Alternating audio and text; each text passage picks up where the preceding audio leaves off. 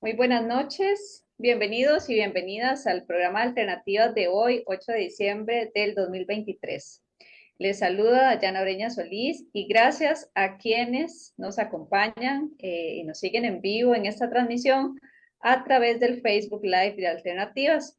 Recuerden que ahí pueden dejarnos sus comentarios, sus preguntas, sus observaciones, ¿verdad? Siempre será un gusto poder leer sus aportes y bueno, si tienen también preguntas para las personas que nos van a acompañar hoy, pues ellas también amablemente nos van a tratar de responder.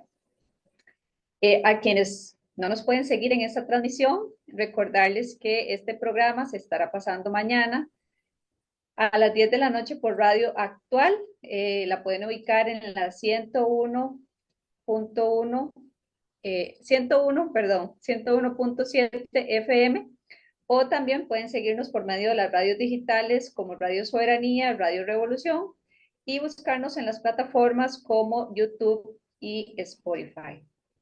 Seguidamente voy a compartirles un pequeño, una pequeña introducción, ¿verdad?, de lo que es nuestro programa, nuestro lema y las diferentes radios y plataformas donde nos pueden ubicar.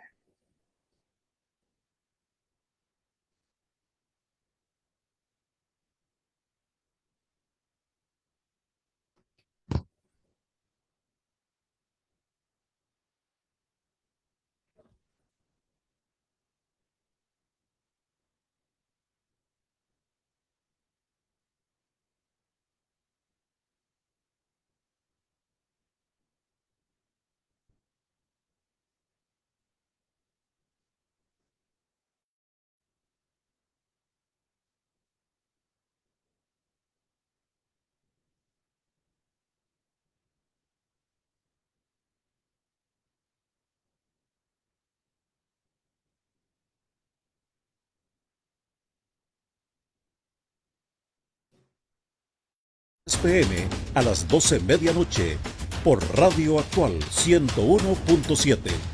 Alternativas.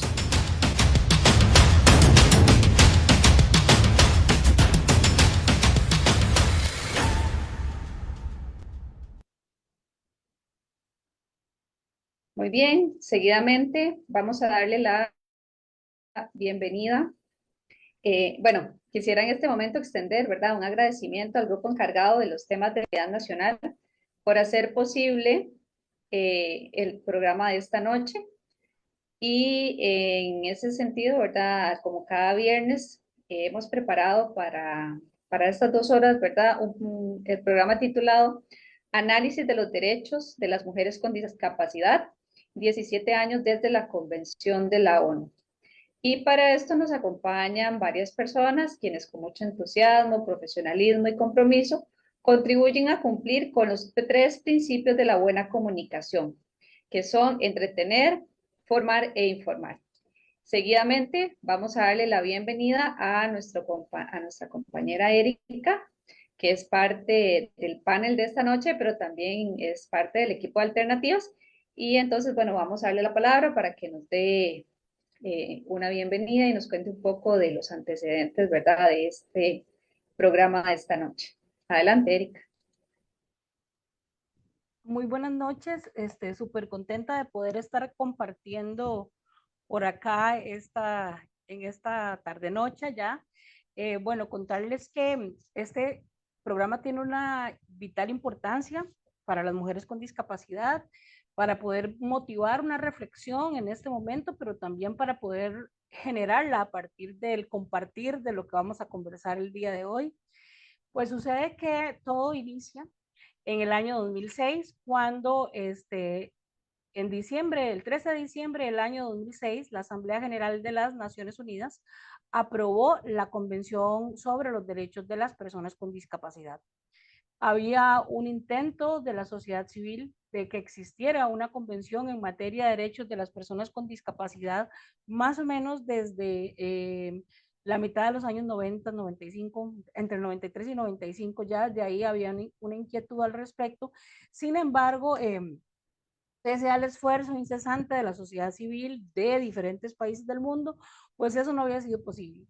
sino es hasta cuando durante la Conferencia Mundial contra el Racismo y otras formas de discriminación conexas, en ese entonces México propone que, bueno, la persona que representaba a México propone que es necesario avanzar hacia una convención, no solo lo que había, que era como una declaración que era a fin de cuentas no vinculante, sino que es necesario avanzar hacia una convención y pues en ese momento las organizaciones impulsadas principalmente por Latinoamérica y por otros países del Caribe y algunos otros, pues motivan que los países asuman ese compromiso adquirido durante la Conferencia Mundial contra el Racismo y pues empiezan a trabajar en la convención. Hubo 14 caucus de organizaciones de personas con discapacidad, de organizaciones internacionales, una infinidad de talleres nacionales en los que deciden construir esta convención. La convención tiene una particularidad, un momento, y es que a diferencia de otras convenciones, pues la gente con discapacidad participó directamente, autorrepresentándose y trabajó de la mano con los países. Es entonces que se da la convención y incluye temas que la sociedad a veces da por sentados para todo el mundo.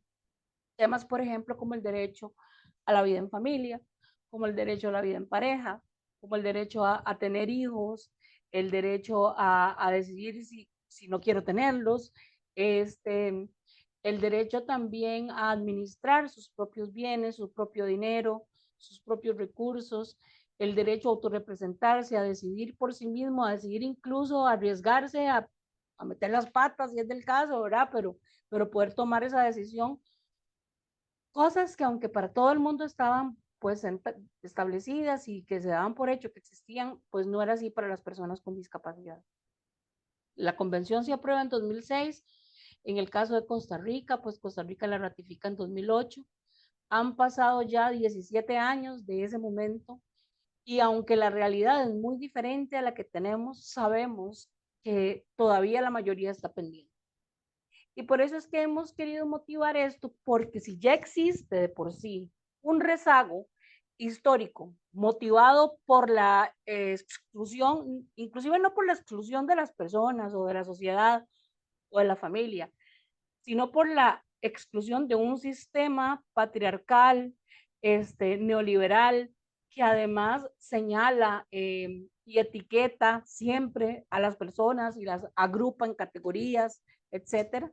Si de por sí ya existe eso, pues contra las mujeres con discapacidad, eso es más fuerte. Pues las mujeres con discapacidad enfrentamos discriminación frente a los compañeros con discapacidad, frente a otras mujeres sin discapacidad y por supuesto frente a la mayoría de la sociedad. Por ejemplo, mientras las mujeres han avanzado en reivindicar derechos en cuanto a asumir la autonomía sobre sus cuerpos, incluso para decidir si quieren o no ser mamás, si quieren interrumpir o no un embarazo, si quieren lo que sea, a nosotros ni siquiera nos consideran seres sexuadas, ¿verdad? Entonces, la discusión ni siquiera la hemos empezado a dar por ahí. Entonces, por eso consideramos tan pertinente dar esta conversación y ver qué ha cambiado, qué ha pasado del 2006 a la fecha. ¿Cuáles son los pendientes que tenemos como sociedad costarricense y latinoamericana? ¿Y cuáles son los temas, perdón, en los que hay una mayor, digamos, donde hay que hacer un mayor esfuerzo por alcanzar esos objetivos? Y también señalar lo que haya que señalar con respecto a los déficits que tienen los gobiernos con nosotras en diferentes países. Por eso hemos invitado a la doctora Marcela Ramírez Morera, quien es doctora en educación y licenciada en trabajo social con posgrado, y a la compañera Itzel, que creo que por ahora la perdimos un momentito por ahí, pero que ya está por conectarse, quien es una activista especialista en temas de derechos, del derecho a la educación de las personas con discapacidad en la Ciudad de México. Entonces, con este equipo, digamos, y en mi caso como presidenta actual de la Alianza Latinoamericana de Mujeres con Discapacidad, pues pretendemos proponer una discusión que a la larga sirva para alimentar otros foros y otros espacios y otras discusiones en lo consecutivo. Eso es un poco el preámbulo de lo que tendremos esta noche. Muchísimas gracias, Erika, por su presentación y por contextualizarnos, ¿verdad?, las razones y los motivos que nos llevan al programa de esta noche. Sin duda, de total relevancia y actualidad, y por eso hemos decidido abordarlo también desde alternativas. Ahora bien, vamos a dar la palabra a cada una de nuestras panelistas para que se presenten y pues, las personas que nos siguen a través de la transmisión y que nos escuchan puedan identificarlas. Entonces voy a darle la palabra primero a Marcela. Adelante, Marcela. Ok, gracias. Buenas noches a todas y a todos. Gracias por la invitación a este programa. Soy Marcela Ramírez, trabajadora social, docente universitaria, catedrática de la Universidad de Costa Rica y activista en el movimiento de personas con discapacidad, particularmente en el movimiento de mujeres con discapacidad. Igual que Erika, soy parte de la ALAMUT, que es la Alianza Latinoamericana de Mujeres con Discapacidad. Gracias por la invitación. Muchísimas gracias a usted, doctora Marcela, por acompañarnos esta noche. Sin duda su aporte será sumamente enriquecedor, ¿verdad?, para conversar acerca de este tema. Y damos la palabra seguidamente a Itzel, quien también nos acompaña esta noche. Adelante. Hola, buenas noches. Saludos desde la Ciudad de México. Bueno, mi nombre es Itzel Hermida. Yo soy una mujer con discapacidad por una enfermedad crónica discapacitante. También soy maestra y soy activista por el derecho a la educación de las personas con discapacidad. Dirijo un colectivo, una organización que se llama Educación Especial Hoy, aquí en México, a través de la cual defendemos el derecho de las personas con discapacidad a la educación y sobre todo a las escuelas públicas, el derecho a la escuela pública. Y pertenezco también a un colectivo que se llama Sexualidad en la Discapacidad, desde donde hemos impulsado los derechos sexuales y reproductivos de las personas con discapacidad. En mi caso, todo desde la perspectiva educativa. Agradezco muchísimo la invitación de compartir con ustedes y estoy segura de que va a ser un programa muy enriquecedor.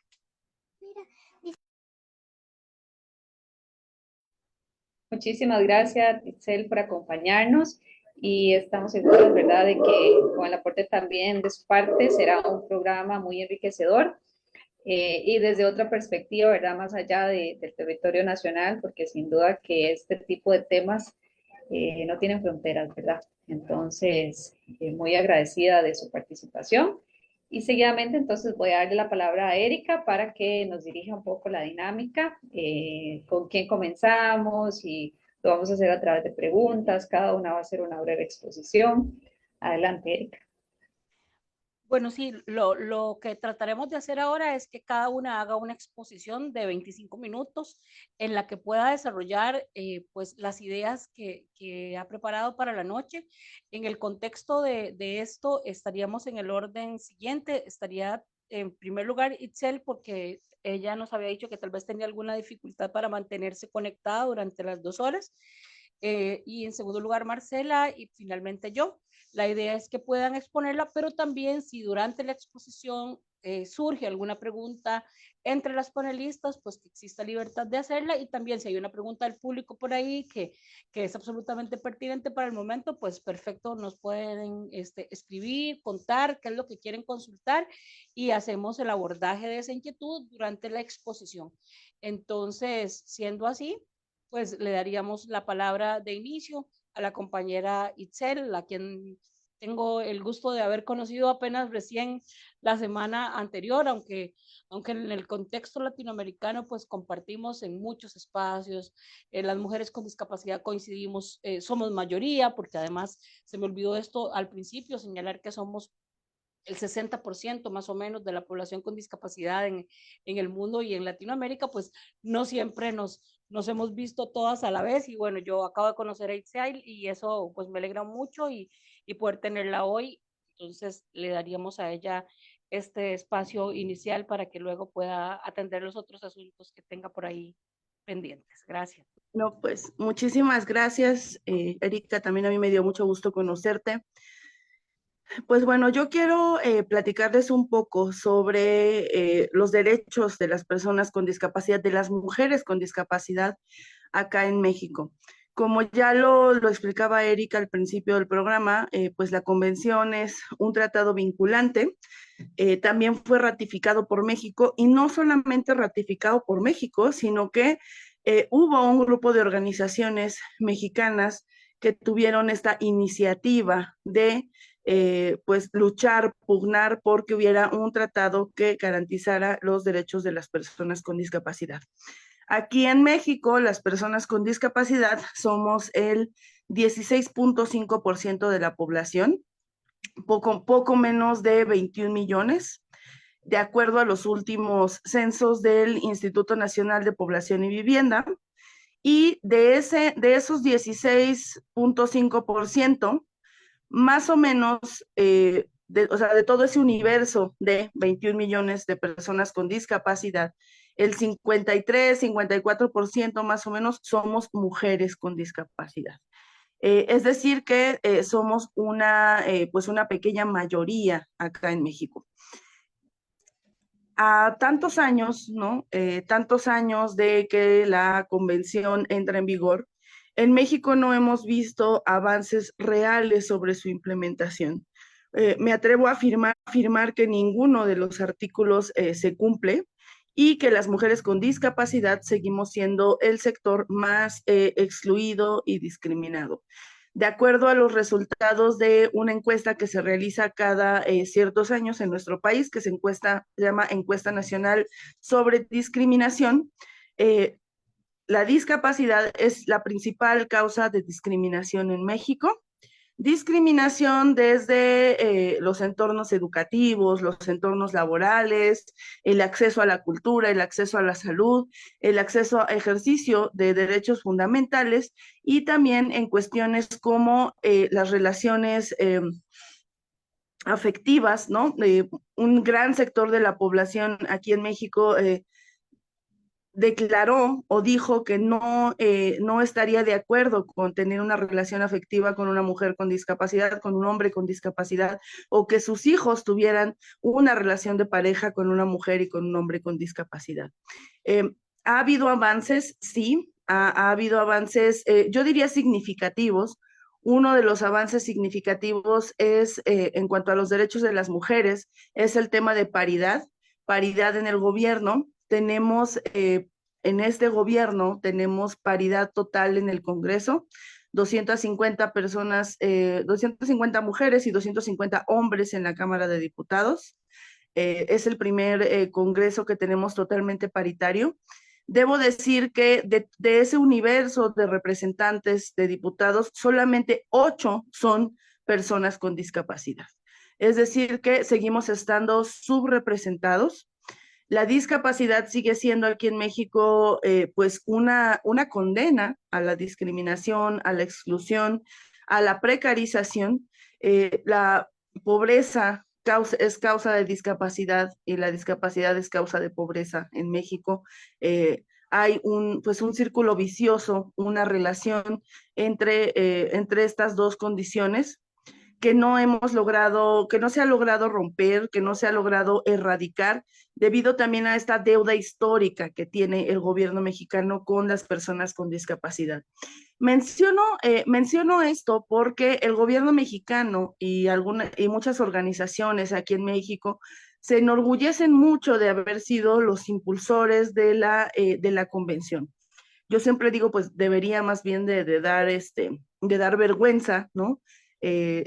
ir diciendo que se impulsó un tratado que México es el primero en incumplir. En cuanto a la situación de las mujeres, tenemos violaciones sistemáticas a los derechos fundamentales, como es el derecho al trabajo.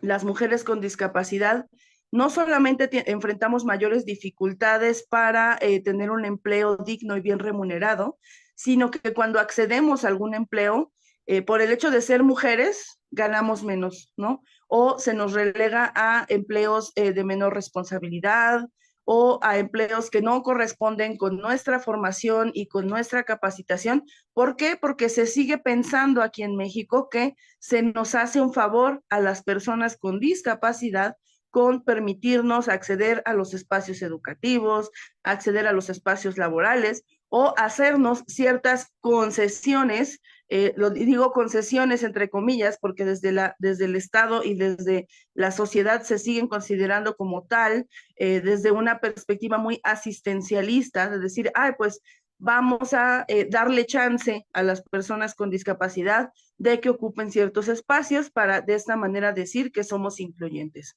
El acceso a la salud pública también está limitado para las personas con discapacidad y especialmente para las mujeres. Únicamente el 24-25% del universo de personas con discapacidad en nuestro país cuenta con algún tipo de seguridad social. La mayoría del colectivo no cuenta con seguridad social, no cuenta con un servicio médico, y eso lo coloca en una situación de desventaja, ya que cuando hay alguna situación de salud, alguna problemática, pues hay que acudir a algún médico particular, hay que acudir al sector privado o hay que acudir aquí en México se ha popularizado mucho estas farmacias que ofrecen en la misma farmacia, en el mismo local, en el mismo espacio, un consultorio médico y bueno, tú vas, te consultan ahí, te recetan ahí y bueno, la idea es que compres el medicamento en la misma farmacia. No hay un acceso universal a la salud.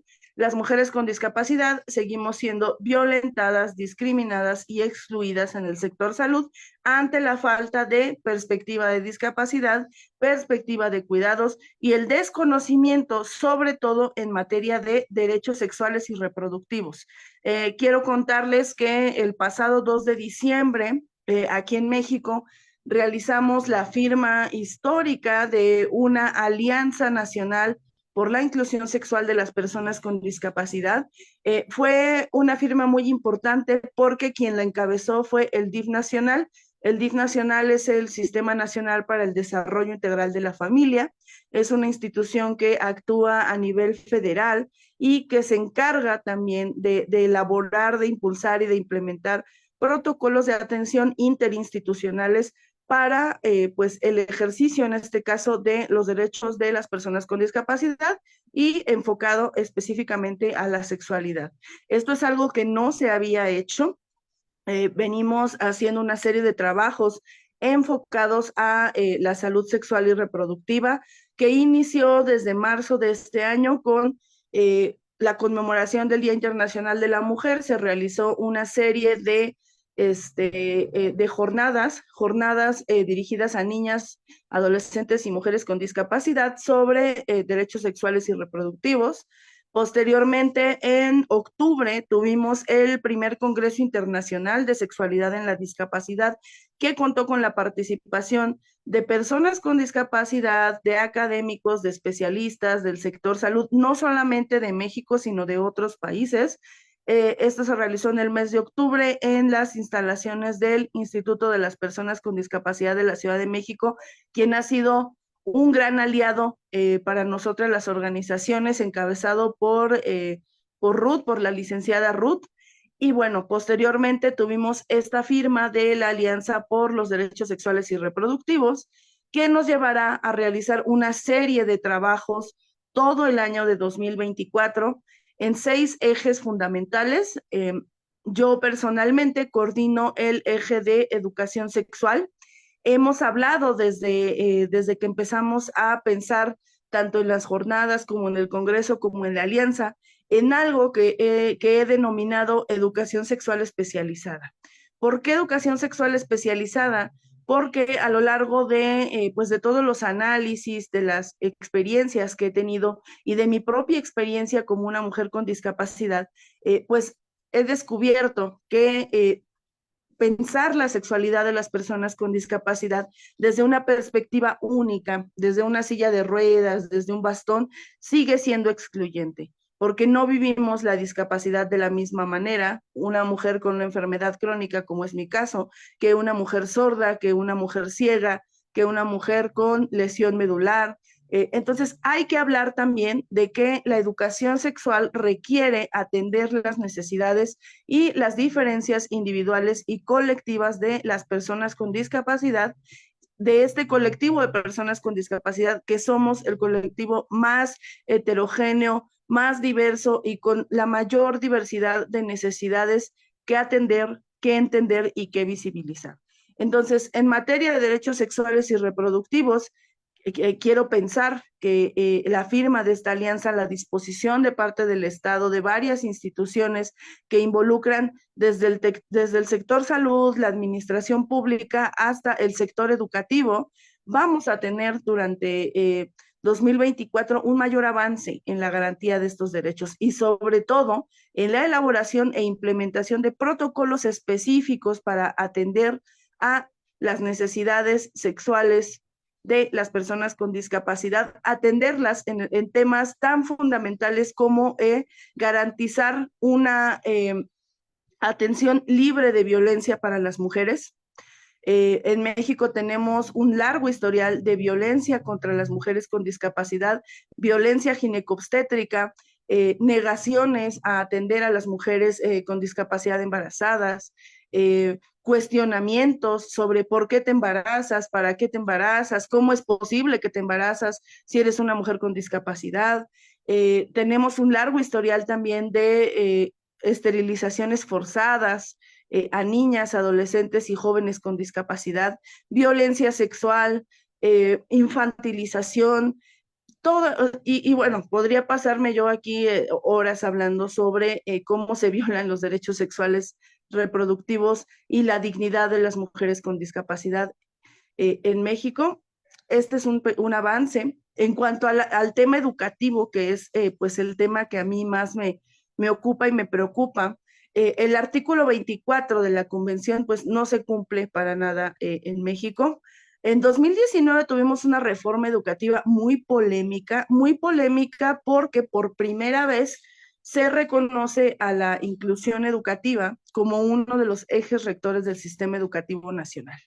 Sin embargo, a pesar de que se hizo toda una legislación, a pesar de que se desprendió una ley secundaria, la Ley General de Educación se reformó por completo y se incluyó un capítulo específico para inclusión educativa, malentendiendo la inclusión educativa porque la plantean desde la legislación mexicana como un tema que atañe únicamente a las personas con discapacidad, cuando sabemos que no es así. Sin embargo, la legislación se cae hace poco más de un año por falta de consulta al colectivo. Quiero decir que nosotros como colectivo Educación Especial Hoy fuimos una de las organizaciones que más pugnó, combatió contra esa reforma justamente porque no se consultó a la población con discapacidad ni en su elaboración ni en su implementación. Finalmente ahorita estamos en un proceso donde la reforma, bueno, ese capítulo en específico es anulado por la Suprema Corte de Justicia de la Nación. Los avances reales en materia de inclusión educativa han sido muy pocos. Al contrario, hemos vivido un retroceso. México es un país donde únicamente el 24% de la población total en edad escolar asiste a la escuela. Es decir, que la exclusión educativa es del 75% más o menos. De esa magnitud es el problema educativo que tenemos. Durante los años de la pandemia tuvimos también una tasa de deserción en los servicios de educación especial brutal. Tuvimos en el primer año más o menos una deserción de 45,000 alumnos solamente en educación especial, y en el segundo año de la pandemia, que fue el ciclo escolar 2021-2022, tuvimos una deserción de poco más de 40,000.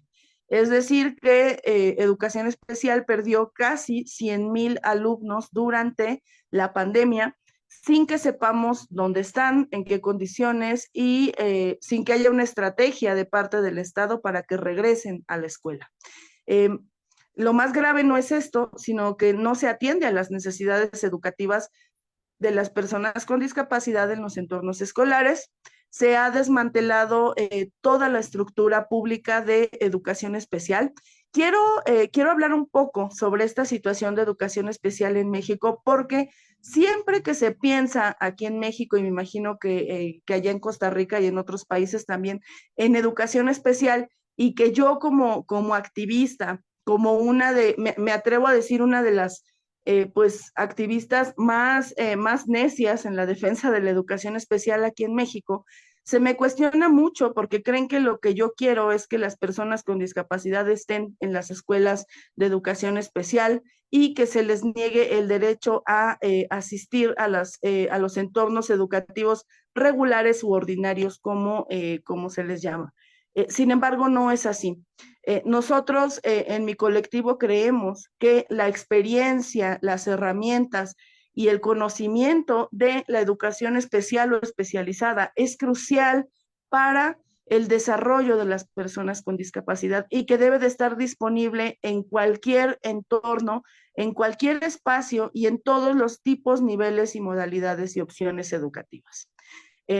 No se trata de mandar a todos los alumnos a escuelas de educación especial y relegarlos ahí.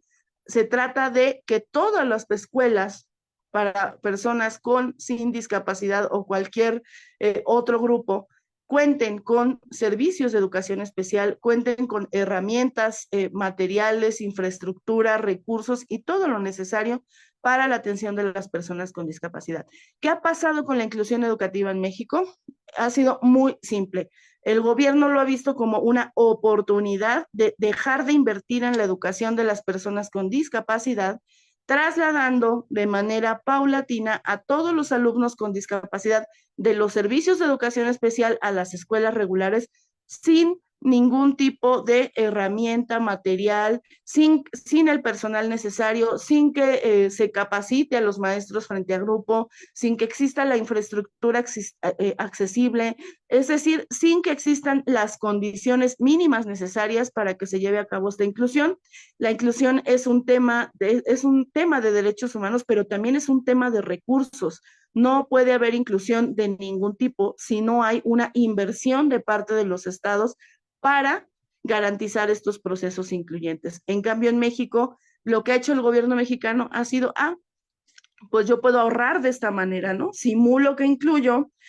Siempre soy muy enfática cuando en las participaciones que tengo en decir que garantizar que las personas con discapacidad estén ocupando espacios escolares no garantiza su inclusión, porque en la mayoría de los casos no se garantiza el derecho a aprender y el derecho a participar de manera legítima, y tener a una persona con discapacidad en un aula regular sin que reciba la atención y sin que se responda a sus necesidades de aprendizaje y desarrollo es una simulación. Entonces, la inclusión no se reduce en los espacios educativos al espacio que ocupamos, ¿no? A estar o no estar en una escuela de educación especial, a estar o no estar en una escuela regular, sino que la inclusión tiene que ver con responder a nuestras necesidades, y eso no está sucediendo en el ámbito educativo ni en ninguno de los ámbitos en México. Es decir que, pues, si pensamos en la convención, quiero decirles que para mí también la convención es un poco polémica, porque siempre dicen que fue una iniciativa, digamos, de organizaciones de la sociedad civil, de las propias personas con discapacidad.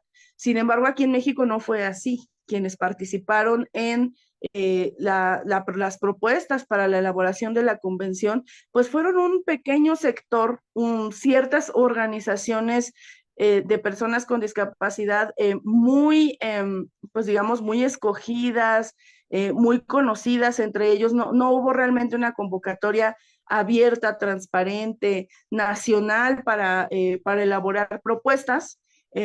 Eran tiempos donde, pues sí, la tecnología y las comunicaciones no estaban tan avanzadas, tan desarrolladas como ahora. Sin embargo, no me puedo, o sea, no puedo afirmar que fue una iniciativa aquí en México donde todas las personas con discapacidad hayan participado, donde se haya invitado a todos, porque no fue así.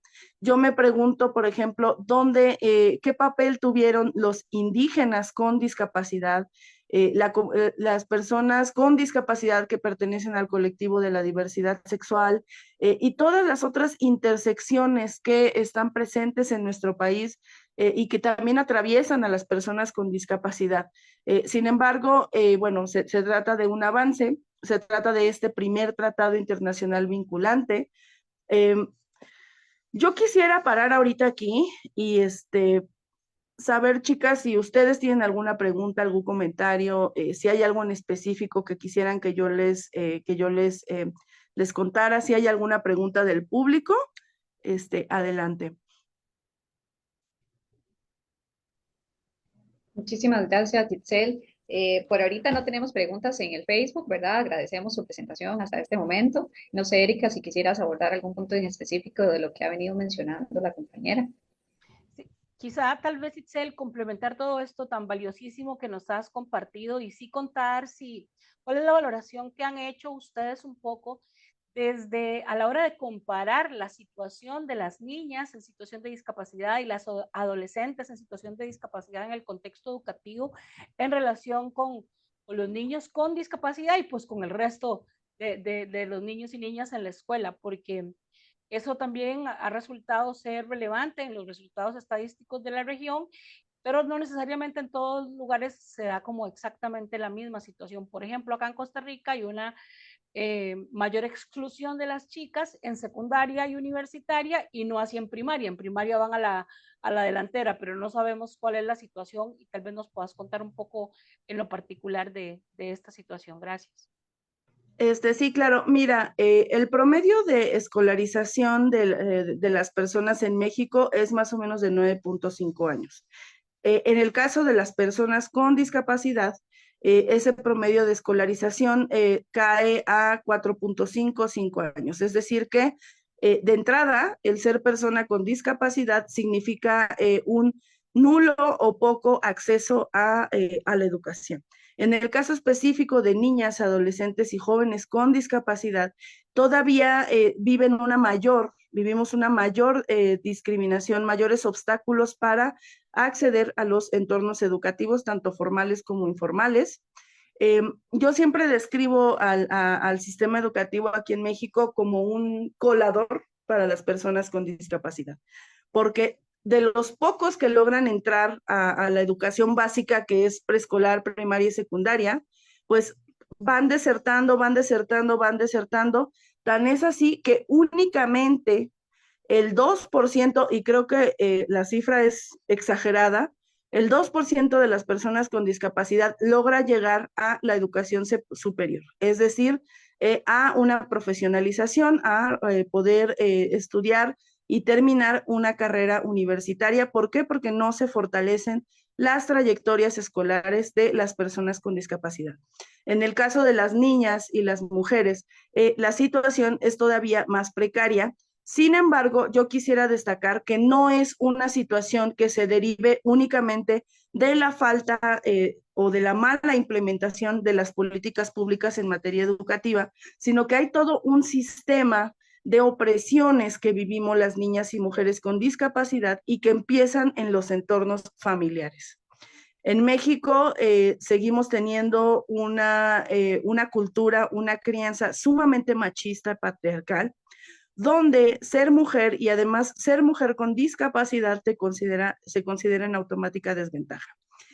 Mi experiencia trabajando con padres de familia, nosotros damos talleres a padres de familia de parte del colectivo, porque sabemos que si no reeducamos a las familias de las personas con discapacidad, pocas oportunidades van a tener ellas de sobresalir. Y muchos padres te dicen, pues es que ¿para qué mando a mi hija con discapacidad a la escuela si no va a aprender, si no va a poder, si no va a saber? Mejor que se quede en la casa, que se dedique a labores de cuidado, que se dedique a atender a la mamá, al papá, a los hermanos, a lavar, a planchar, a todo menos educarse. Se sigue considerando un gasto en muchas comunidades en México educar a las mujeres y un gasto mayor educar a una mujer con discapacidad. Entonces, el machismo y este sistema patriarcal sigue haciendo mella en las mujeres, en las niñas con discapacidad. Tenemos casos también de abusos sexuales, de embarazos no deseados, de embarazos de niñas y adolescentes con discapacidad. Y debo decir con mucha pena que no existe en México una estadística confiable sobre la magnitud de las violencias hacia las mujeres con discapacidad, hacia niñas y mujeres. Hay algunas asociaciones, algunas organizaciones que han trabajado este tema de violencia, que han realizado encuestas, que nos han permitido tener pues algún parámetro, pero desde el Estado no hay estrategias para la detección, prevención y atención a la violencia contra las mujeres y las niñas con discapacidad. En el ámbito educativo hay situaciones de acoso escolar, el famoso bullying, que lo vivimos las personas con discapacidad. Yo fui una niña con discapacidad víctima de bullying en la educación secundaria. En ese entonces yo no sabía que era una mujer con discapacidad, ¿no? Porque, pues aparte de que no estaba todavía involucrada en este mundo, pues ni siquiera había escuchado hablar de la discapacidad, de qué era, pero ahora a mis casi 40 años y cuando pienso en mis experiencias como estudiante, como una mujer con una enfermedad crónica y con una discapacidad psicosocial, que por supuesto me representó una barrera y un obstáculo en la escuela, sobre todo en la educación secundaria, ya que no tenía una aceptación por parte de mis compañeros. Eso me lleva a preguntarme cuántas mujeres, cuántas niñas con discapacidad han atravesado o atraviesan todos los días por lo mismo que yo, sin que haya una atención, sin que haya una orientación o siquiera sin que en las escuelas se den cuenta de estas violencias sistemáticas que vivimos. Entonces, bueno, respondiendo a tu pregunta, sí, las niñas y mujeres con discapacidad sufrimos mayor violencia, tenemos un menor acceso a la educación, la tasa de analfabetismo en niñas y mujeres con discapacidad es más alta que en el caso de los hombres con discapacidad. Entonces, por donde quiera que lo analicemos, ser mujer y ser niña con discapacidad en México es una desventaja mayor que ser hombre con discapacidad. No sé si haya algo más que quieran comentar. Les soy sincera, no me gustan mucho estas exposiciones así donde yo hablo y hablo y hablo. Prefiero el diálogo, prefiero como este intercambio, porque si no de pronto yo siento que hablo y hablo y ya se aburren y me pone atención porque pues, entonces pero sí, en México lamentablemente estamos muy, muy lejos del cumplimiento de la convención. Debo decir también que tuvimos derivado de la convención el famoso CONADIS, ¿no? Que era el Consejo Nacional para el Desarrollo e Inclusión de las Personas con Discapacidad, que supuestamente era pues esta institución encargada de incidir y de velar por el cumplimiento de la convención. El impacto del CONADIS fue muy limitado. Sí, ahorita el CONADIS pues existe todavía en papel, pero desde que entró el nuevo gobierno, el del presidente Andrés Manuel López Obrador, no se nombró un titular del CONADIS, es decir que está prácticamente, ¿cómo decirlo? Acéfalo, ¿no? Inactivo, o sea, sigue ahí la estructura, sigue en el papel, pero el impacto que tiene es prácticamente nulo. Desde que inició este sexenio, pues hemos dejado de escuchar sobre el CONADIS. Lo último que se dijo es que no se iba a nombrar un titular, sino que se iba a pasar a formar parte de la estructura de lo que es la Secretaría del Bienestar, una Secretaría de Estado, lo cual es sumamente irregular porque entonces ya no se trata de un organismo autónomo, ¿no? Que puede emitir recomendaciones, que puede visibilizar las violaciones a la convención, sino que ya pasa a formar parte de la estructura de una de las instituciones del Estado, ¿no? Tenemos también de parte de la Comisión Nacional de Derechos Humanos, tenemos algo que se llama Mecanismo Independiente para el Monitoreo de la Aplicación de la Convención sobre los Derechos de las Personas con Discapacidad, que también pues actúa realizando análisis, informes, monitoreando la aplicación de esta convención. Sin embargo, su impacto también es limitado. Debo decir que los presupuestos destinados a las instituciones o a todos los organismos encargados de monitorear o velar por los derechos humanos sufrieron recortes presupuestales significativos, lo cual ha limitado su acción, ha limitado su incidencia y ha limitado su capacidad para señalar o para actuar en el caso de violaciones a los derechos de las personas con discapacidad. Entonces, bueno, por donde quiera que veamos la situación, estamos en pues en una situación complicada, ¿no? Complicada porque, por un lado, no tenemos un Estado que se preocupe y ocupe por el cumplimiento de la convención, tampoco tenemos ya al CONADIS, que aunque repito, su impacto era limitado, pues era una institución que más que desaparecerse y desmantelarse, debió fortalecerse, y tampoco tenemos una Comisión Nacional de Derechos Humanos en el área específica de monitoreo de la convención que tenga pues los presupuestos, las herramientas y sobre todo se me fue la palabra, que tenga las competencias, ¿no?, necesarias para poder monitorear realmente la aplicación de la convención. ¿Cuál es el panorama para el siguiente sexenio? En México hay elecciones. En el 2024 vamos a tener elección de cambio de presidente. Lo más seguro es que quien quede en el poder sea una mujer del mismo partido que del presidente actual. Todo apunta a que ella será la elegida. Por primera vez en México, siendo así, tendríamos a una mujer como presidente. Nunca habíamos tenido ni siquiera una mujer como candidata a la presidencia y ahora parece ser que vamos a tener a una mujer como presidente.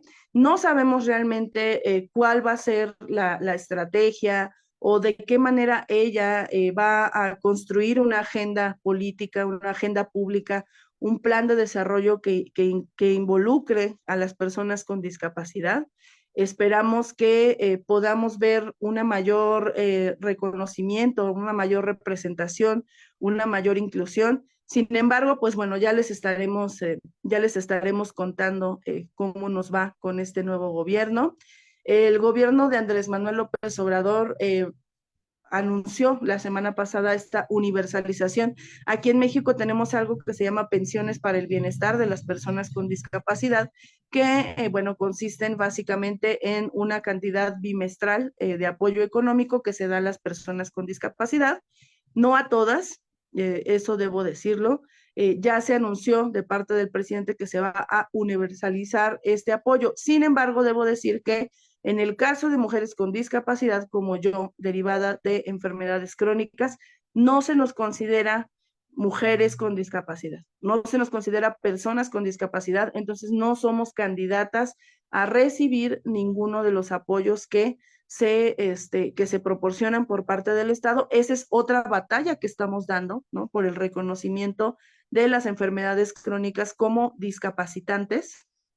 Sin embargo, pues bueno, ha habido algunos avances. Yo soy una de las mujeres con fibromialgia que tiene certificado de discapacidad en la Ciudad de México, junto con otras personas, lo cual pues es, digamos, un avance muy importante en el reconocimiento de la fibromialgia. Sin embargo, no es todavía una medida a nivel nacional y tampoco existe una legislación que establezca claramente a las enfermedades crónicas discapacitantes como causa de discapacidad y que nos garantice los mismos beneficios que otras personas, ¿no? Entonces, bueno, yo hasta aquí dejaría esta intervención. No sé si me pasé, si me faltó tiempo, si hay alguna otra pregunta. La verdad es que me causa como cierto conflicto hablar sobre la convención porque, o sea, qué vergüenza decir que no hemos cumplido nada. O sea, yo quisiera decirles, no, y en México hemos avanzado y se ha hecho esto, pero pues la verdad es que no, no, no, no. O sea, y el principal obstáculo pues es el Estado, porque pues como organizaciones de la sociedad civil, creo yo que estamos haciendo lo que nos corresponde para impulsar estos cambios y este reconocimiento. Tenemos aliados en el gobierno como el Indiscapacidad, ¿no? Como Ruth y Aldo, que siempre han estado muy abiertos a trabajar con nosotros. Tenemos gente muy comprometida, pero si desde arriba no hay un compromiso real y una asignación de presupuestos suficientes para la implementación de la convención, pues va a ser poco lo que se va a lograr desde el trabajo de la sociedad civil. Pues muchísimas gracias por haberme invitado. Acá estoy por si tienen alguna otra pregunta. Muchísimas gracias, Itzel. No se preocupe, cualquier cosa en el transcurso, ¿verdad? Pueden surgir nuevas preguntas o aportar algo más sobre el tema o algo que de pronto recuerdes que quieras compartirnos también a partir de la exposición de Marcela y de Erika también. Entonces, pues más adelante tendremos tiempo de compartir y conversar un poquito más. Voy a darle entonces en este momento la palabra a Marcela. Adelante, Marcela. Gracias, gracias, buenas noches. Yo voy a retomar algunos elementos que Isel tomó o colocó sobre la discusión. Y voy a conversar, a dialogar sobre la importancia o cuál es ese camino que hemos transitado a mujeres con discapacidad para que se nos visualice nuestra propia existencia. En una sociedad que decía Isel, que es una sociedad diversa en la que ninguna persona es igual a otra. Una sociedad donde somos todas, todos y unos otros y unas nosotras y que hay que construirla.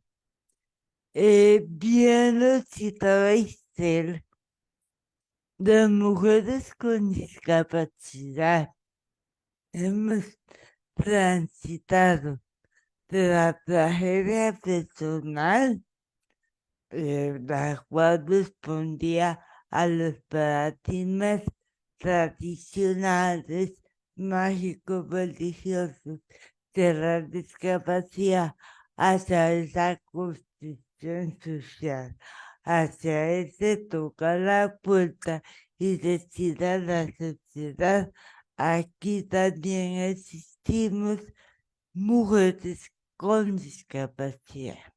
Hemos pasado de estar escondidas en nuestras casas, en instituciones específicas vinculadas con la salud, desde el paradigma biológico rehabilitadores a construir juntas esa participación social, a formarnos en colectivos, en grupos, en movimientos de mujeres con discapacidad para el reconocimiento de los derechos, de nuestros derechos específicos por el hecho de ser mujeres y movimientos tan básicos derechos tan básicos, perdón, que quizás no se hubieran cuestionado históricamente o no se hubieran realizado luchas en las calles, en las manifestaciones públicas, como el derecho a la salud, el derecho a la salud, a una atención ginecológica, a una atención prenatal, por ejemplo, el derecho a asumir la maternidad o no asumirla, el estar en un centro de salud que nos atienda con calidad, que no te cuestione quién te dejó embarazada o que inmediatamente se cuestiona que fuiste víctima de un abuso sexual, de violencia sexual. Nunca te preguntan si fue tu decisión, ¿ok? Y si dices que fue tu decisión, igualmente te cuestionan por qué decidiste asumir la maternidad. También, chicas, hemos pasado de la calidad, beneficencia, asistencia, a la promoción, a la defensa, a la exigibilidad de derechos. Hemos tenido que unirnos a movimientos de mujeres, a grupos feministas que en una época no nos visualizaron para ese reconocimiento de los derechos. Y repito, derechos que no son diferentes a cualquier chica o a cualquier persona en esta sociedad. Son derechos que hay que ir a la calle a luchar por ellos, para que se visualicen, para que se respeten, para que se reconozcan. Hemos pasado de esa aceptación pasiva, la cual hemos aprendido en ese contexto familiar, que nos dice mejor quedarse en la casa. Hágase cargo del cuidado de esas personas mayores que requieren. ¿Para qué invertir si eres mujer con discapacidad? Es mejor que tu hermano también con discapacidad visual estudie y usted, que también eres chica con discapacidad, se quede en la casa asumiendo tareas socialmente asignadas a las mujeres. Y máxime si tiene una situación de discapacidad psicosocial, una situación de discapacidad cognitiva. Entonces, hemos pasado de ser objetos de investigación, objetos de burla, que no quiere decir que actualmente no existe, sigue existiendo situaciones de violencia, las cuales parten de ese capacitismo que genera microagresiones, y cuando prefiero a microagresiones no es porque la agresión o la violencia sea pequeña, no, es porque es tan constante, tan cotidiana y tan solapada que se invisibiliza. Y nosotros mismas como mujeres pensamos que es así, y es muy naturalizado, pero eso afecta. El hecho de que te cuestionen qué vas a hacer, qué vas a comer, mira, no coma esto, mejor coma aquello, qué vas a hacer con tu dinero, porque tomaste esta decisión. El hecho de sobreprotegerte ya está ocasionando violencia, tema que ya casi voy a retomar. Por lo tanto, históricamente las mujeres con discapacidad, hemos tenido una vida centralizada en las familias, las terapias para arriba, para abajo, cualquier cantidad de terapias y la disposición para otros, ni siquiera la disposición para nosotras mismas como mujeres con discapacidad. El otro día estaba hablando sobre la realidad de la violencia hacia las mujeres con discapacidad en una clase y una estudiante me levantó la mano y me dijo, profe, pero estas mismas manifestaciones de violencia también las presentamos las mujeres sin discapacidad. Y yo les dije, un momentito, esas mismas manifestaciones las vivimos las chicas con discapacidad, pero con mayor intensidad y con mayor naturalidad, que a nosotras mismas nos cuesta reconocer, porque hemos aprendido que la cosa es así, que hay que vivir así. Hace algunos años, en un grupo de mujeres, una chica solta nos contaba que ella no le habían brindado un medicamento que le dijeron que era para otra situación de salud y con el tiempo se dio cuenta que este medicamento era una pastilla anticonceptiva. Toda la vida, o casi toda la vida de esa chica, había sido engañada por su propia familia, porque esa familia le daba miedo que ella quedara embarazada.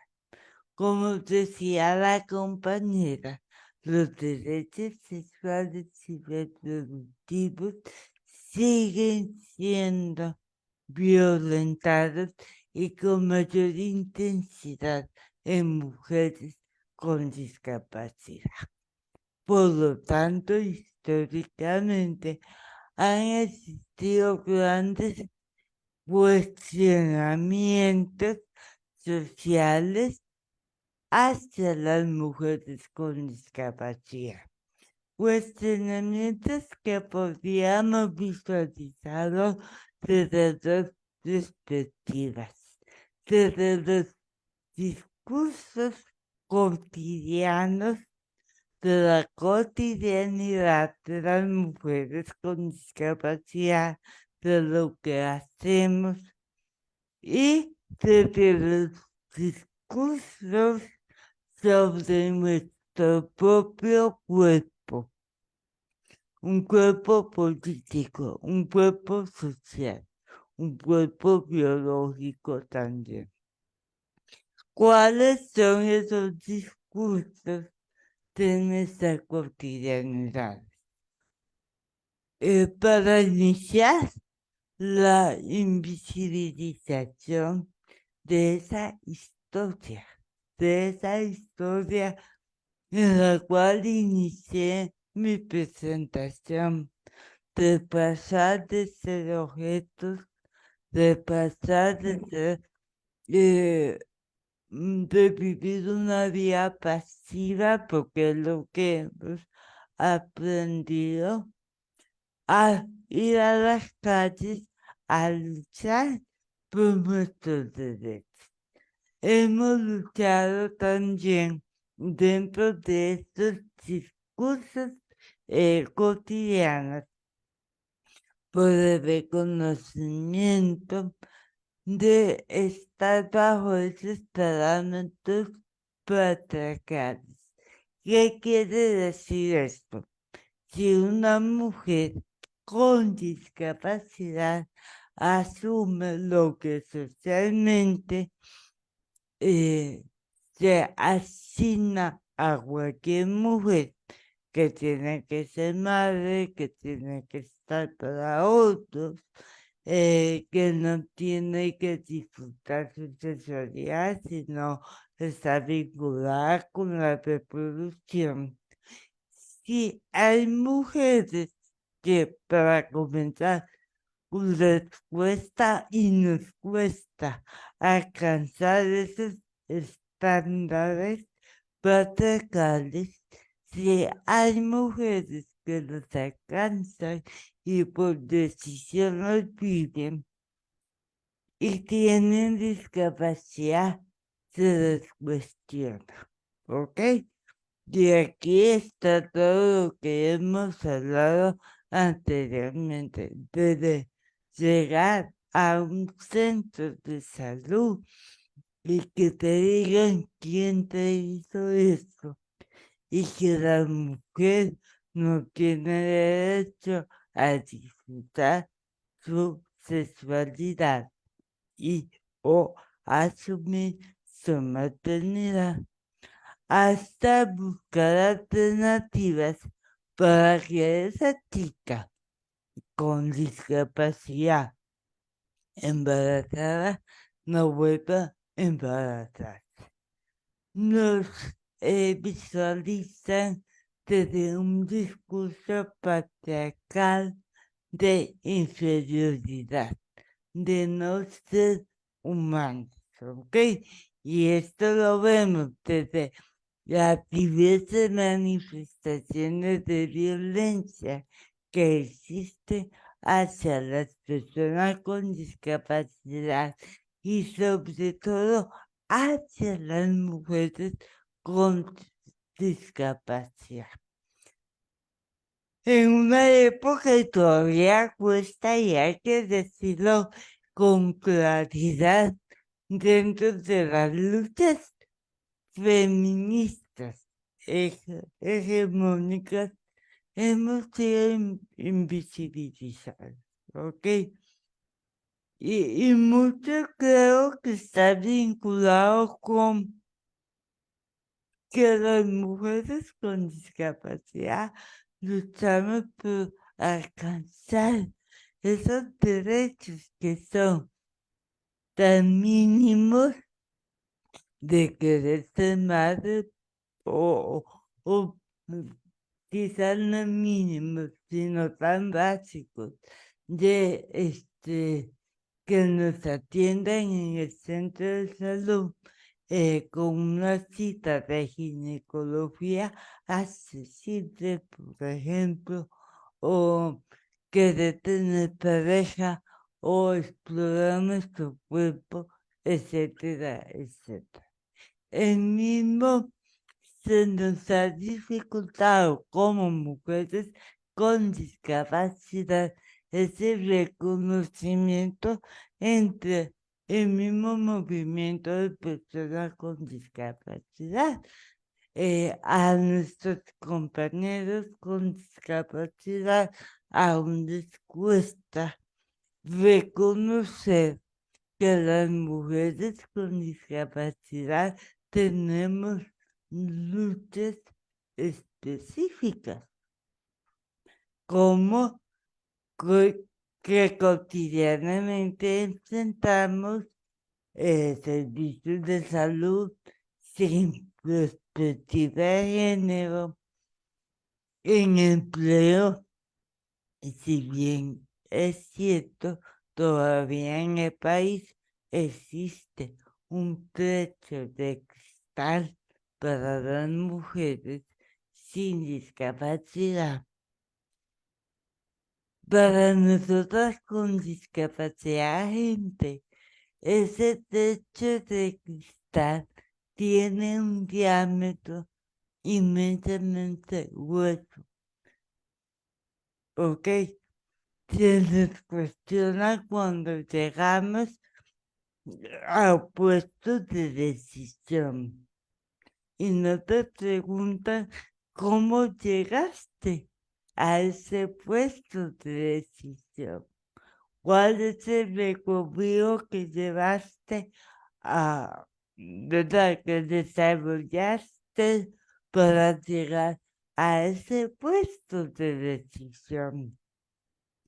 La investigación doctoral que hice fue sobre éxito académico de las mujeres con discapacidad en la educación superior. Y desarrollé historias biográficas. Y las chicas me contaban sus trayectorias académicas desde su educación inicial, educación primaria, secundaria, hasta llegar a la universidad.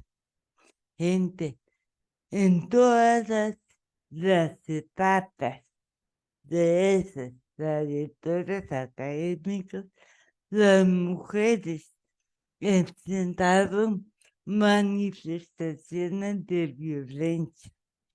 Desde aquel colegio que cada año pasaba o cambiaba de aula a la chica con baja visión para que la mamá viniera a pintar el aula de blanco, a colocar luz blanca, hasta aquella chica que le dije, que el director del colegio le dijo, ese colegio no es para usted. Usted se queda aquí a prueba 3 meses. Un colegio público regular. Y si pega, se queda. Y si no, tiene que ir. Hasta llegar a un posgrado en la universidad, donde una docente le dice a la chica, ¿qué haces aquí? Este posgrado es muy alto para usted. Una chica con discapacidad física. Entonces, vean cómo esta cadena de violencia, la cual se genera desde una violencia estructural, pasando por la violencia simbólica, finalizando en la violencia intrafamiliar y en la sobreprotección. No sé cómo estoy de tiempo. Ahora rápidamente voy a hablar sobre aquellos discursos y aquellos cuestionamientos en el cuerpo, vinculados con el cuerpo, que ya me adelanté un poco cuando la maternidad por decisión se nos cuestiona. La sexualidad se nos cuestiona, ¿ok? Hasta la búsqueda de disciplinar el cuerpo de las mujeres con discapacidad. Te operan, aunque usted diga que no, para que no tenga hijos e hijas. La invisibilización de identidades, la concepción que todavía existe de que el cuerpo de la mujer con discapacidad es un cuerpo feo, es un cuerpo débil, es un cuerpo descuidado, es un cuerpo no atractivo, es un cuerpo que no es sensual, es un cuerpo que no siente, no se ve y no se toca. Y pasando por el otro extremo, que es un cuerpo que siempre hay que cuidar y que hay que sobreproteger. Y la concepción que todavía hay entre belleza y discapacidad, entre ser la heroína y ser la víctima. Y esto, gente, pasa por el cuerpo de las mujeres con discapacidad.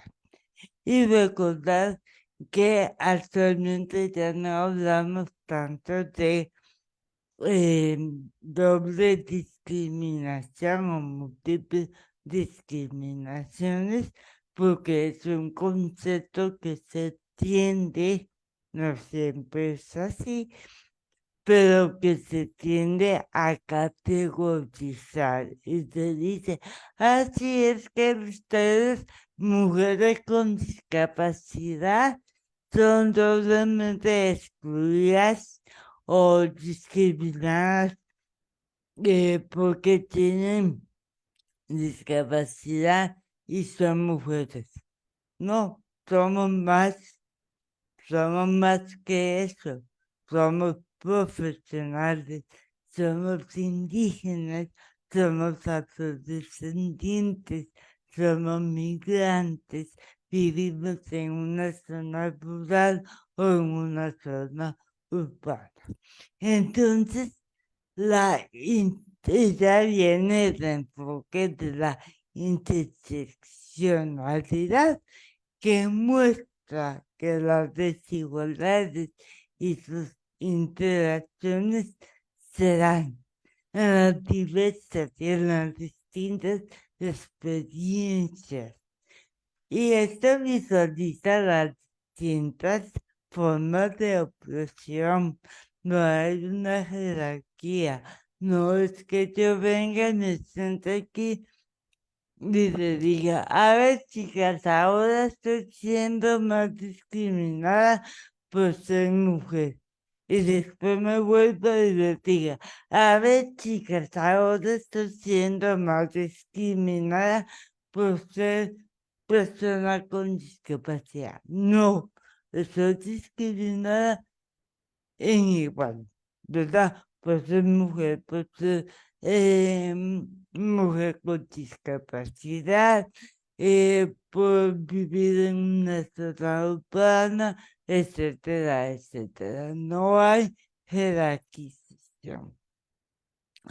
Y recordar que a partir de esos discursos de nuestras cotidianidades y de nuestro cuerpo, representa la evolución de las diferentes manifestaciones de la violencia, las cuales inician, ojo aquí, por las condiciones de desigualdad, ese incumplimiento del cuerpo normativo de una política internacional con carácter supraconstitucional como la Convención de los Derechos de las Personas con Discapacidad.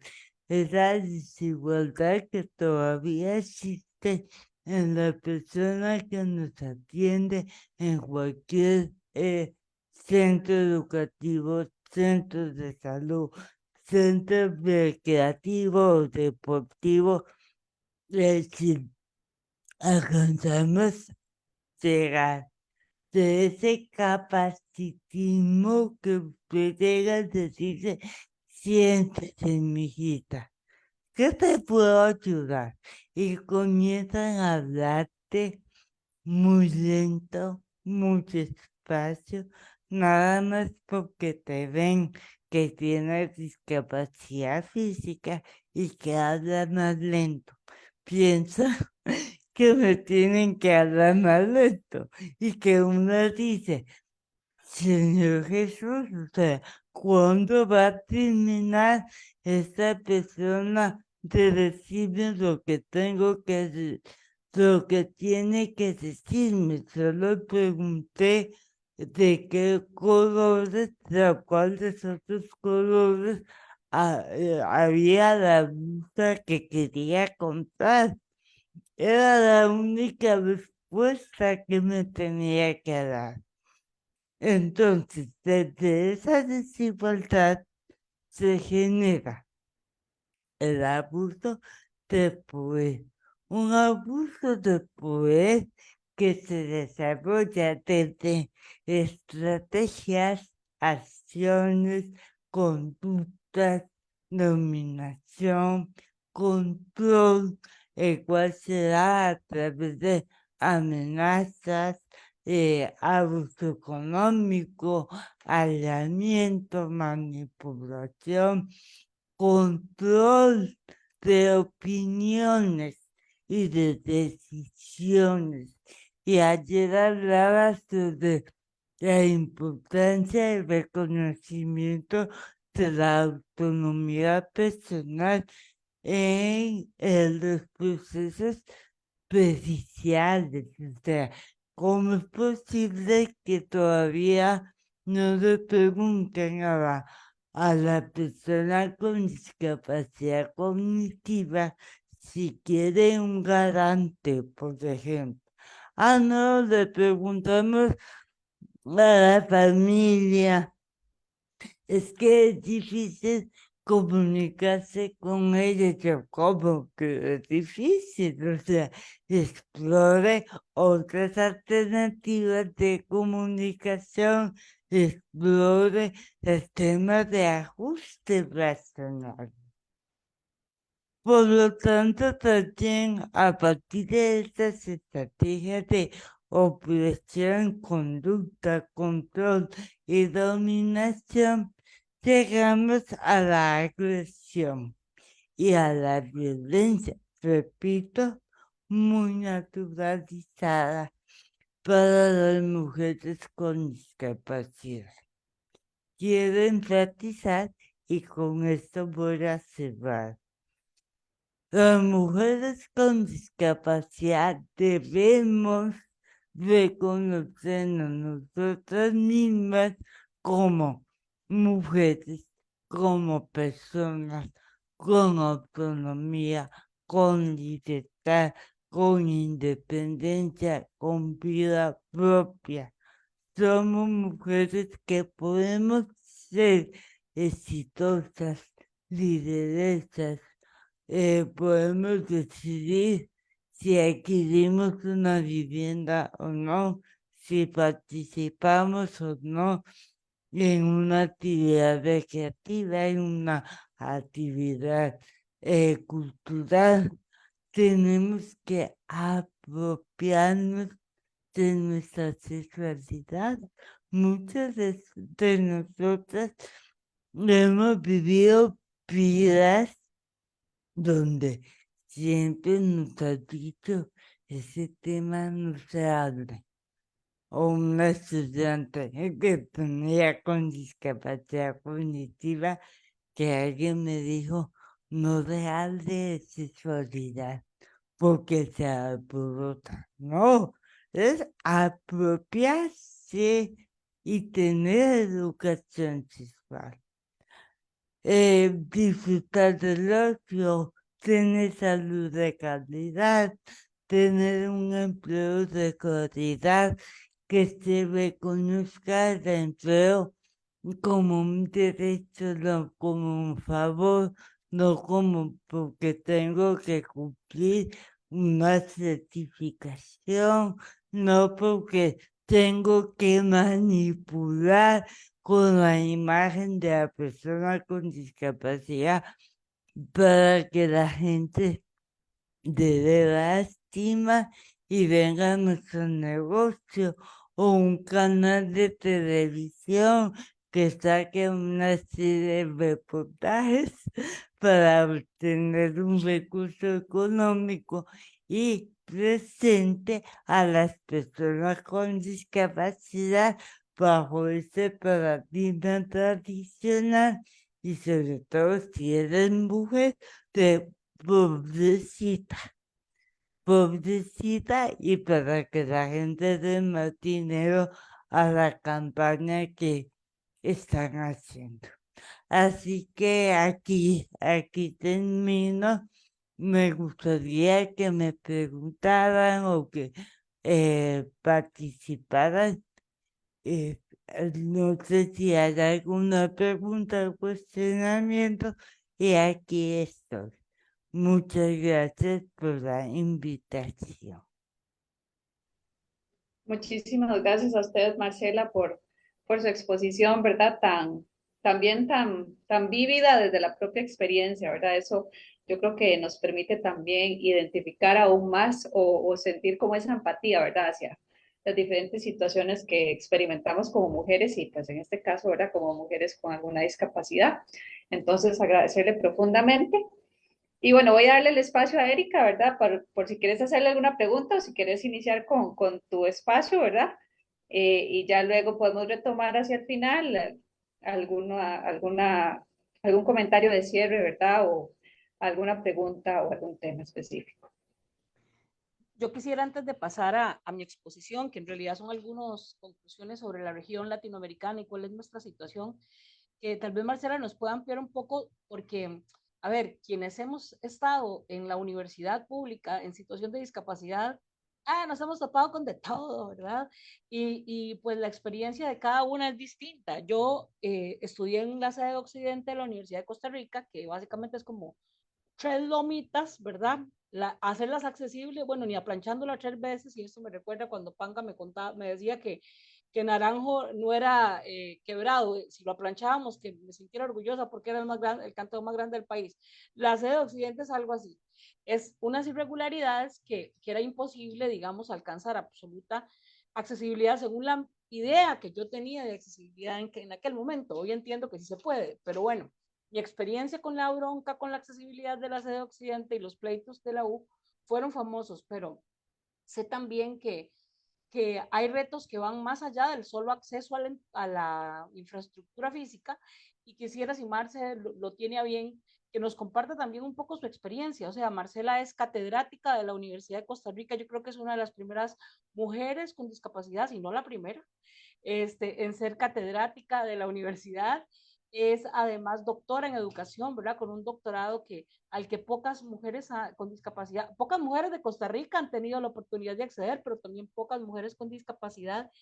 Y eso también me puede hacer pensar en la magnitud de las barreras y obstáculos que le ha tocado enfrentar, a veces enfrentar para resolver, a veces enfrentar para pasar la página y no morirse del colerón o quedarse ahí en la situación. Pero si quisieras compartir un poco de tu experiencia, porque eso es parte de esta realidad que podemos analizar hoy, 17 años después de la convención.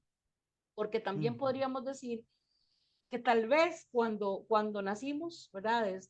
Cuando en 1977, 78, 79, de ahí para atrás, nadie se imaginaría que las mujeres con discapacidad hubiésemos llegado a la esfera de la educación superior.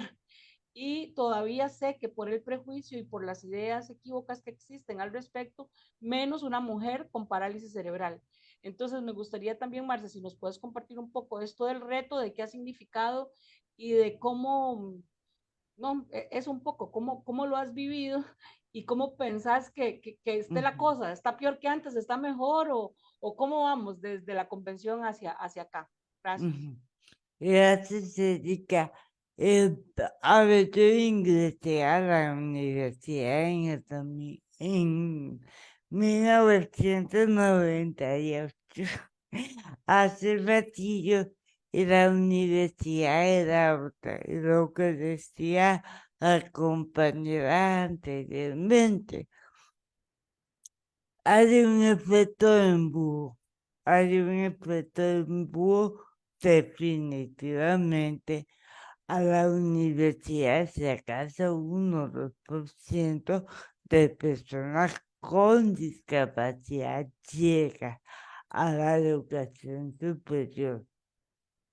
Me coloco en esa época de 1998, Erika, donde todavía la ley 7600 estaba iniciándose, o sea, 2 años.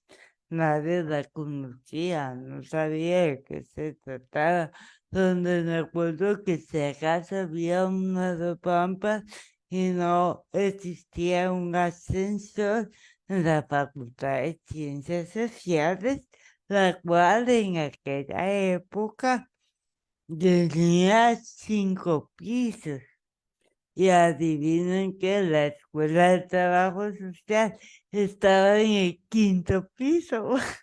Entonces, pasando por la cantidad de barreras físicas, las cuales no quiere decir que todavía se han eliminado en totalidad, todavía existen.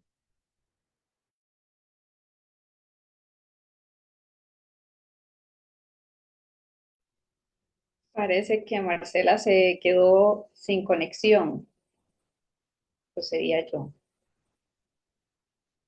No creo que sí, que por ahí Sí, Marce es, tiene algún problema de conexión. se acaba, sí, se acaba de desconectar, probablemente fue, o sea, electricidad o algo por el estilo. Sí, algún fallo improvisado. Sí, Bueno, voy a entonces a retomar acá y si Marce tiene la oportunidad de regresar, pues le damos el espacio para que pueda concluir esta experiencia, porque sí ha sido todo un reto, digamos, transitar por la U pública con discapacidad y tengo absoluta certeza de que todavía ha sido más difícil el tema de la accesibilidad en la educación privada, puesto no puedes poner los recursos de amparo que le pones a la U pública, ¿verdad? Entre otras cosas. Pero bueno, yo quisiera agradecer un montón la exposición de Itzel y de Marcela y concluir con algunos datos que quizás sea importante compartir con la audiencia porque a veces, a ver, sí sabemos que la discapacidad es como una situación distinta, sí pensamos que puede ser eh, obviamente todo un reto para las mujeres con discapacidad, pero quisiera un poco complementar, o sea, completar con esta realidad que tenemos las mujeres con discapacidad de situaciones que quizá puedan coincidir con las de otros grupos de mujeres en todas nuestras diversidades, pero que en lo particular marcan no solamente a Costa Rica como país o a México con lo que nos contaba Itzel, sino también a la región latinoamericana y que son un reflejo de la realidad de las mujeres en el mundo entero. Espero que la voz me lo permita porque algo está pasando con mi garganta, tengo un problema de deshidratación un poco complicado y se me tiende a ir la voz, pero vamos a esperar que todo fluya de la mejor manera. Uno de los principales problemas que existe en la región latinoamericana y que todavía hoy, a 17 años de la convención que ha sido ratificada por prácticamente todos los estados de las Américas, uno de los principales problemas es que no existen datos o estadísticas acerca de los derechos, particularmente de las mujeres en situación de discapacidad. Y esta es una de las formas de manifestación más claras de que los estados creen que somos invisibles y somos como todas las personas con discapacidad pertenecemos al mismo paquete, homogéneas, iguales, sin diferencias, ¿verdad? Esto limita, por supuesto, el avance hacia un abordaje efectivo de las situaciones de discapacidad de las mujeres con discapacidad en la región y esto incluye a las mujeres y las niñas y las jóvenes y adolescentes con discapacidad. Incluso la falta de datos no permite visualizar la urgencia de la atención de los temas del derecho a una vida libre de violencia y de la atención y profundización en el abordaje de los derechos sexuales y reproductivos y de la salud sexual y reproductiva en lo particular. En América Latina vivimos aproximadamente 85 millones de personas con discapacidad y según según los análisis estadísticos que han realizado los estados en los últimos 8 años, y por lo menos 3.500.000 personas de estas personas se encuentran en los 7 países que componen el Istmo Centroamericano. O sea que solo en esta región chiquitica que está conectando a México con Colombia, digamos, vivimos al menos 3.500.000 personas en situación de discapacidad. Y por lo menos un 25% del total de población de esta región está relacionada con situaciones de personas con discapacidad, porque es familiar, porque es persona con discapacidad, porque asiste a una persona con discapacidad o porque trabaja en el contexto de la discapacidad. Entonces, esta temática de la discapacidad no es un asunto de alguna gente, es un asunto de millones, de millones, de millones de personas en América Latina. Si hablamos de género e interseccionalidades, es importante señalar que un 19% de las mujeres en el mundo estamos en situación de discapacidad, mientras que solo un 12% de los hombres en el mundo son hombres en situación de discapacidad. Esto de acuerdo al Informe Mundial de Discapacidad que elabora cada cierto tiempo el Banco Mundial y con respecto al más reciente que fue en el año 2019. Y en la mayoría de encuestas específicas en América Latina, eh, digamos de ENADIS, Encuestas Nacionales de Discapacidad, se ha logrado determinar que las mujeres con discapacidad hacemos más o menos alrededor del 60% del total de personas con discapacidad en la región. En nuestra región aún persisten legislaciones que contravienen los derechos de las mujeres, pese a que la convención está ratificada, pese a que en la mayoría de países el proceso de ratificación implica que hay una ley que habilita la convención y por lo tanto la convención es vinculante, exigible y además supraconstitucional en cuanto otorga más derechos que las mismas legislaciones nacionales. Pues sigue preexistiendo esto, sobre todo en materia de capacidad jurídica, que se refiere precisamente al derecho a ser personas, a tener derechos y a poder ejercer libremente esos derechos y obligaciones que se derivan de los derechos que nos pertenecen. Y también en materia de esterilización, todavía en la mayoría de países es absolutamente normal que un doctor diga mejor se esteriliza para que no tenga chiquitos, le diga a la mamá esterilícela antes de que cumpla 18. Todavía en Costa Rica un montón de doctores le piden al Poder Judicial que por favor declare a una persona que requiere de, o sea, que declare que esa persona requiere de apoyos para que el apoyo legal que se le establezca decida en sustitución de la persona cuando está prohibido por la ley que cualquier persona decida por una mujer adulta con discapacidad si quiere o no ser esterilizada, pero los médicos de nuestro sistema de salud, que es una bendición, pero que todavía tienen mucho desconocimiento en las temáticas, siguen pidiéndole al juez que declare a la persona que necesita el apoyo para que el apoyo decida en sustitución, lo cual es absolutamente ilegal y el juez no lo puede hacer, pero lo siguen pidiendo.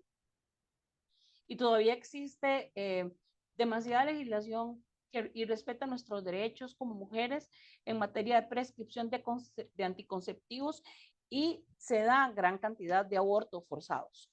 Porque en el caso de nosotras, el aborto es una imposición, la maternidad es una imposición y la sexualidad es una imposición que nos está negada por derecho, pero que nos es impuesta por el sistema patriarcal y por la violencia de los hombres que están en nuestro contexto, digamos, sea tanto en el contexto educativo, familiar, social, etcétera.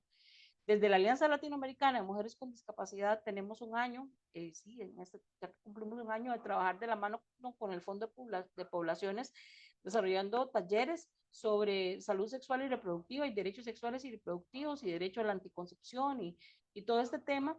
Y cada vez que nos reunimos con un grupo de mujeres, lo que sentimos es esta desesperación de querer ser más, de multiplicar esto más, porque en todos los lugares a los que vamos hay gente sufriendo violencia física y violencia sexual, que aunque como decía Marcela, nos niegan el derecho a una vida sexual o nos llegan el reconocimiento de nuestra sexualidad, mientras nos dicen que no somos bonitas, que no estamos en el estándar de mujer que se espera que estemos, etcétera. Mientras todo eso pasa, nos violentan, nos violan, nos abusan sexualmente, somos víctimas de violencia en el contexto familiar y todavía se busca la esterilización por aquello que no queda embarazada cuando la mujer ni siquiera sale de la casa muchas veces y el riesgo de embarazo por violación se produce en el hogar y con la esterilización solo se va a silenciar para siempre el abuso, ¿verdad? Es todo un sistema muy perverso en esa temática y eso no es solamente en Costa Rica, es en toda la región latinoamericana y quizá en el mundo entero también. Un estudio del Fondo de Poblaciones del 2018 mostró que las personas con discapacidad tienen 3 veces más posibilidades de sufrir violencia física, sexual y emocional, tanto las mujeres como los hombres. Pero las mujeres con discapacidad tienen hasta 10 veces más posibilidad de sufrir violencia sexual, para que veamos el nivel de hipocresía de esta sociedad de la que somos parte. Porque igual, aunque se diga que no son, que no somos atractivas, que no somos esto y no somos lo otro, terminamos enfrentando las secuelas de la violencia sexual con más intensidad que las demás mujeres. La violencia contra las niñas y mujeres afecta significativamente a las habitantes de la región, pero las consecuencias no son iguales para todas las mujeres y niñas, aunque todas la enfrentamos igual.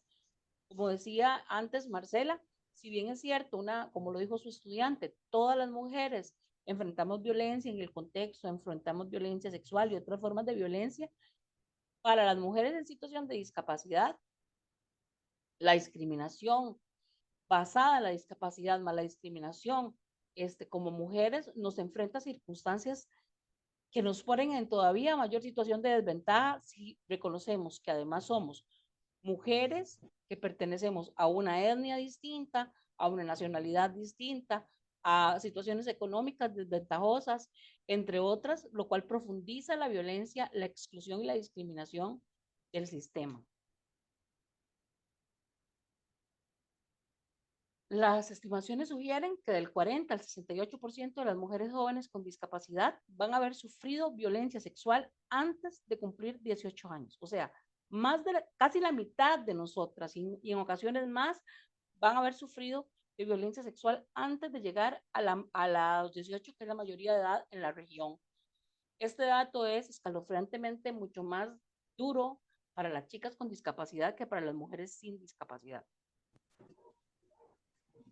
Y bueno, para concluir, 17 años después de la convención, los principales retos que tenemos las mujeres en lo concreto y sobre todo en los temas relacionados con violencia, salud sexual y derechos sexuales y derechos reproductivos, es lograr que la prevención y atención de la violencia contra las mujeres y niñas con discapacidad en estos procesos se den garantías de acceso a la justicia. Necesitamos garantizar la educación inclusiva con perspectiva de género, de discapacidad, de migración, de todas las perspectivas, ¿verdad? Pero que la educación se considere realmente inclusiva. Y para eso, es necesario que se cuente con los apoyos en el contexto del aula, de la escuela, de la comunidad estudiantil, para que no se vuelva solamente un papelito, sino una realidad, como lo decía Itzel en su presentación. Necesitamos trabajo decente, accesible, inclusivo y con igualdad de género. Y necesitamos el respeto a la vida independiente para las mujeres con discapacidad, de manera que esto permita salir de los círculos de violencia en los que estamos muchas veces inmersas sin siquiera darnos cuenta de que estamos siendo violentadas. Si bien hay mejoras en la legislación sobre capacidad jurídica, ha crecido el movimiento asociativo de mujeres con discapacidad en la región, hay visibilización en instancias nacionales, regionales e internacionales de las mujeres con discapacidad y hay mucho avance en el tema de participación en el deporte adaptado, el deporte paralímpico, como ese vehículo en el que viajan los derechos humanos, pues estos avances en comparación con todos los retos que tenemos pendientes, pues parecieran hacerse pequeñitos. Yo de verdad creo que cada vez con más fuerza nosotras seguimos gritando como colectivo de mujeres, como mujeres de la región latinoamericana. Por favor, sociedad, entiéndanlo, nada de nosotras sin nosotras. Y acá esto aplica en género, en términos de género. No pueden los hombres con discapacidad decidir por nosotras sobre asuntos que tienen que ver exclusivamente con nuestra identidad como mujeres, y no puede el resto de la sociedad decidir por nosotras sin tomar en cuenta nuestros derechos, nuestra realidad, nuestras voces. Y bueno, yo quisiera realmente que este programa que hemos tratado de hacer el día de hoy, pues permita de alguna forma que la sociedad conozca un poco más del tema. Así es que yo pediría muchísimo que podamos compartirlo. Y bueno, creo que podemos todavía, si lo tiene a bien Dayana y las compañeras, hacer un espacio para conclusiones, ¿verdad? De lo que nos hemos escuchado entre nosotras, del mensaje que quisiéramos dejar en el marco de 3 fechas importantes que han ocurrido en los últimos días y que está por ocurrir. En el marco del 25 de noviembre, que es el día de la no violencia contra las mujeres, en el marco del 3 de diciembre, Día Internacional de las Personas con Discapacidad, y en el marco del 10 de diciembre, Día Internacional de los Derechos Humanos. Y también en el marco de los 16 días de activismo que está declarado por las Naciones Unidas también para hablar acerca de la no violencia y de las personas con discapacidad. Entonces, tal vez ahí nos ordenas, Yana, vos. Yo pido Claro, break porque ya la garganta no me da. tranquila, tranquila. Gracias. Sí, tenemos unos minutos, ¿verdad? Más del programa y entonces, como decía Erika, podemos aprovecharlos, ¿verdad? Para hacer un cierre o para comunicar alguna idea que quisiéramos, ¿verdad? Que se quede por ahí dando vueltas en las mentes y los corazones de las personas que nos escuchan esta noche. Entonces, para eso quisiera darle la palabra primero a Itzel. Gracias, pues primero un placer escucharlas a ambas, Marcela y Erika. Yo celebro mucho estos espacios, celebro esta unión entre mujeres con discapacidad, esta posibilidad que nos da la tecnología, el internet, las comunicaciones de poder interactuar entre nosotras y de poder generar estas redes que hace 10, 20 años era impensable, ¿no?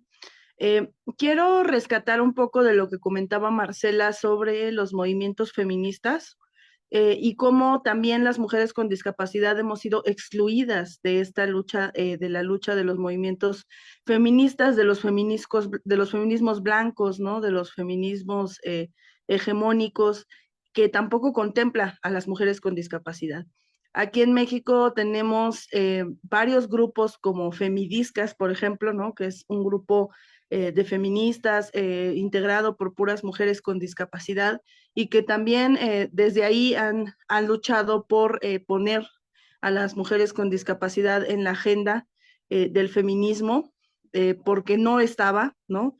No estaba, por primera vez tenemos presencia de mujeres con discapacidad en las marchas del 8 de marzo o en las marchas del 25 de noviembre y de todas las fechas que son significativas para las mujeres, algo que ha costado mucho trabajo abrir esos espacios y antes a lo mejor eran 1, 2 o 3 mujeres las que asistían a la marcha, a veces siendo pues violentadas por las mismas otras mujeres que no respetaban el espacio para suficiente para las mujeres usuarias de sillas de ruedas.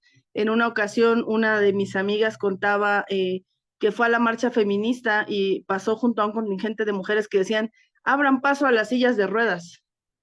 Y que decía, es que yo no soy una silla de ruedas, ¿no? Soy una mujer, ¿sí? O sea, soy una mujer usuaria de silla de ruedas, pero no soy una silla de ruedas, no me mi discapacidad, las barreras que enfrento no me definen. La cuestión de la educación, híjole, ¿no? ¿Qué tema? Porque de pronto la inclusión educativa se ha convertido en un listado de buenas intenciones de parte de los gobiernos, ¿no? En algo que parece inalcanzable, en algo que parece pues utópico y que finalmente creo que es ahí justamente en la educación donde están todas las claves y las oportunidades para nuestro desarrollo como mujeres con discapacidad.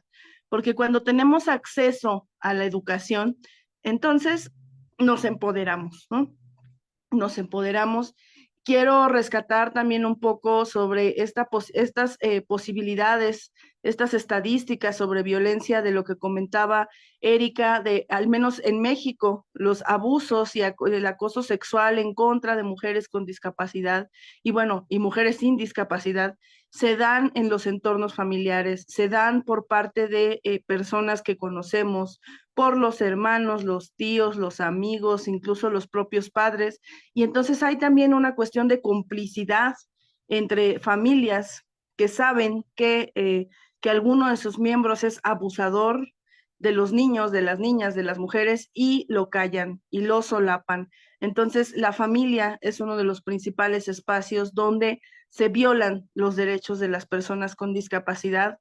Eh, Me impactó mucho lo que comentaba Marcela sobre esta anticoncepción forzada, ¿no? Hay muchísimos casos también en México de mujeres a las que se les engaña o se les obliga a hacer uso de métodos anticonceptivos o también que se les niega, ¿no? Por otro lado, el acceso y la información sobre anticoncepción y sobre el derecho a decidir sobre su cuerpo. Entonces, bueno, yo me llevo muchas cosas para reflexionar, muchos aprendizajes y espero que no sea la última vez que podamos compartir en este espacio o en algún otro.